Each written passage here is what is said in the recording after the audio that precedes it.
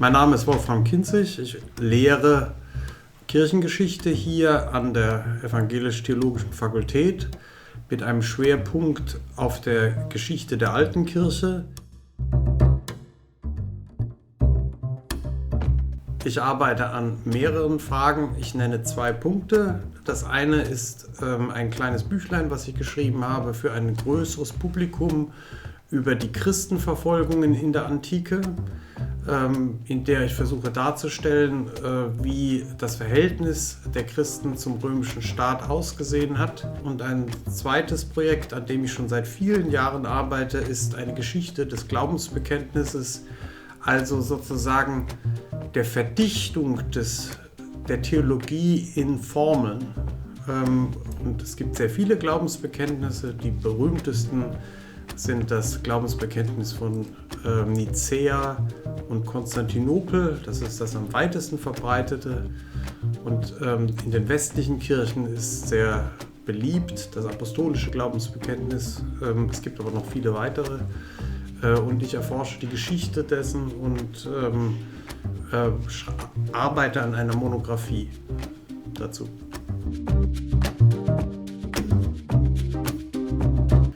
Das Faszinierendste sind 2 Dinge. Zum einen ist es so, dass es ein Abenteuer ist, in vergangene Welten einzudringen.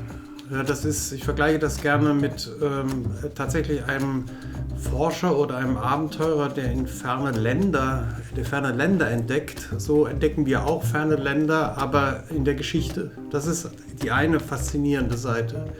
Wir sehen etwas, was vorher keiner gesehen hat. Die zweite Seite, der zweite Aspekt ist die Tatsache, dass man feststellt, dass Menschen früher Fragen gestellt haben an das Leben, an Gott, an ihre Mitmenschen, die denen ähneln, die wir auch stellen.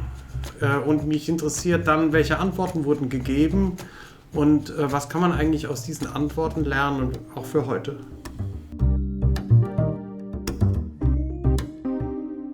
Die Fakultät hier ist Teil der Universität Bonn. Sie ist eine Fakultät, die ganz eng verbunden ist mit der Geschichte der Universität. Bonn ist dafür bekannt, dass es eine liberale Universität ist, sowohl auch politisch als auch im geistesgeschichtlichen Sinne. Und unsere Fakultät war immer auch eine liberale Fakultät. Das scheint mir das Hauptkennzeichen zu sein. Also es gibt wenig ausgeprägte Schulen in der Fakultät, sondern man kann gemeinsam, auch wenn man unterschiedlicher Herkunft ist, über Themen nachdenken und man hat ein großes Maß an Toleranz im Umgang miteinander. Das scheint mir eines der Hauptcharakteristika unserer Fakultät in den letzten 2 Jahrhunderten gewesen zu sein. Theologie ist der Versuch, über den christlichen Glauben in einer kohärenten Weise Rechenschaft abzulegen. Und zwar im Rahmen einer Universität. Das heißt, wir bemühen uns, über den christlichen Glauben so zu sprechen, dass andere Wissenschaften nachvollziehen können, worüber wir sprechen, und dass sie in der Lage sind zu verstehen, welche Schlussfolgerungen wir aus unseren Prämissen ziehen. Die Prämissen müssen nicht unbedingt geteilt werden. Also wir müssen in einer Weise sprechen können, dass Christen, Nichtchristen, Atheisten, Muslime, wer auch immer, versteht, worüber wir reden, aber wir erwarten nicht, dass die Voraussetzungen geteilt werden. Darin besteht christliche Theologie und die unterscheidet sich als solche auch nicht von anderen Fächern, etwa der Philosophie. Auch da muss man die Voraussetzungen nicht teilen, solange man die Schlussfolgerungen versteht. In der Kirchengeschichte nochmal beschäftigen wir uns dann insbesondere mit den historischen Aspekten der Theologie, also wie wurde christlicher Glaube gelebt, wie wurde er formuliert, in welchen Institutionen haben sich diese Formulierungen gebildet, was sind die Grenzen des Christentums, auch das, also alles diese historischen Aspekte sind Gegenstand der Kirchengeschichte.